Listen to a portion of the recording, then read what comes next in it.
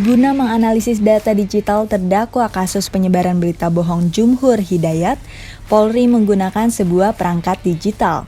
Perangkat bernama Cellebrite Universal Forensic Extraction Device atau UFED Touch ini buatan perusahaan intelijen digital asal Israel. Software Cellebrite yang dimaksud, yang disebut-sebut di persidangan kemarin itu bukan merupakan software penyadapan ataupun software untuk keperluan intelijen, sama sekali bukan.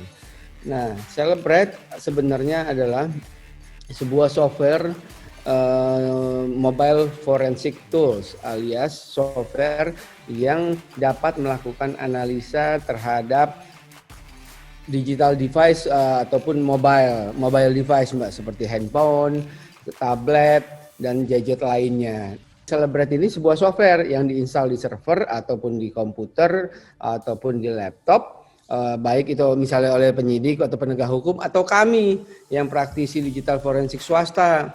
Kami menggunakan Cellebrite untuk menampilkan isi handphone yang telah diperiksa oleh penyidik. Isinya apa aja, misalnya terkait yang kasus A, B, C, D, datanya apa saja, yang terkait aplikasi tertentu kah, dengan timeline tertentu kah, ataupun dengan keyword tertentu kah.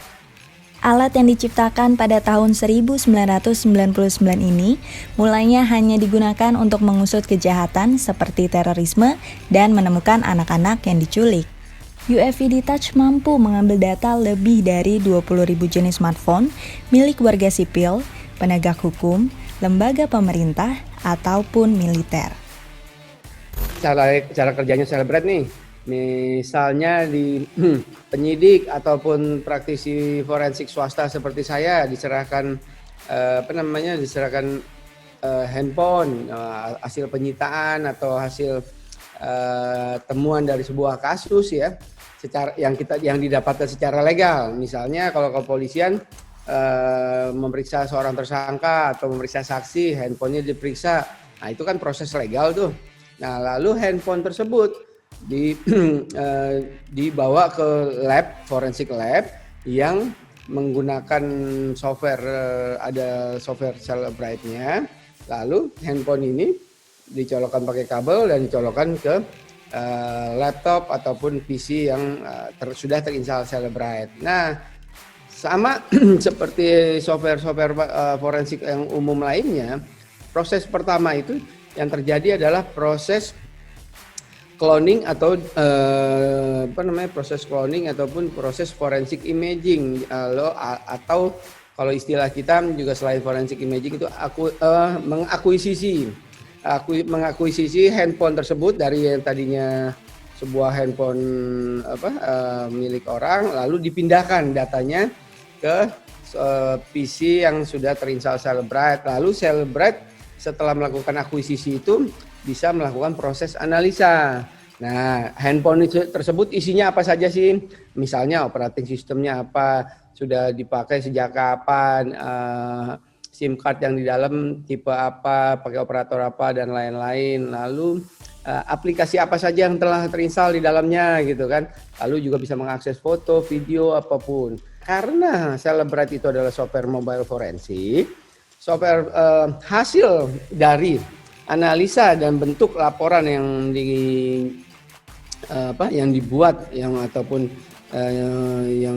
yang didapatkan dari hasil analisa handphone tadi dari Cellebrite itu secara sah dan secara ilmiah juga dapat dijadikan barang bukti di pengadilan.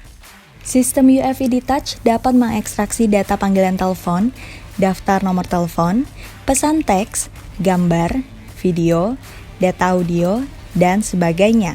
Bahkan saat perangkat terkunci atau dienkripsi sekalipun.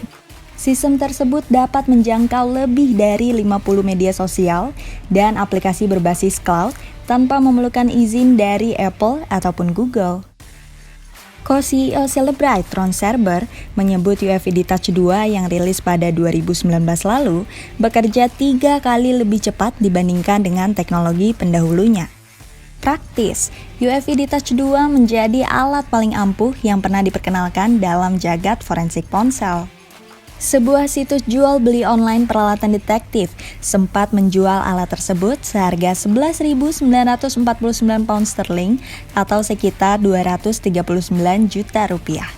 Sedangkan untuk perangkat lunak dengan lisensi per tahun dijual seharga 7.149 pound sterling atau sekitar 143 juta rupiah.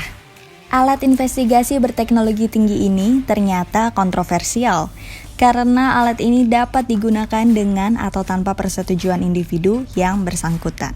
Teknologinya juga banyak digunakan oleh pemerintah-pemerintah otoriter di dunia untuk mengintai warganya sendiri.